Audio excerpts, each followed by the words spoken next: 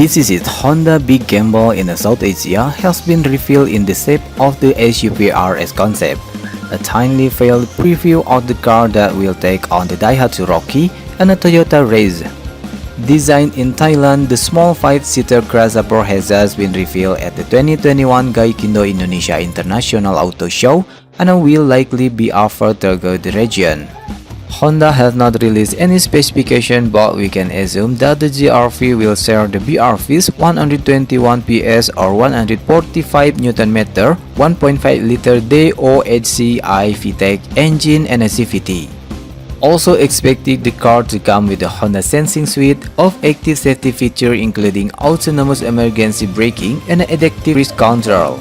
In India, CR-V will likely replace the Jazz-based WR-V, giving the market the benefit SUV for a change.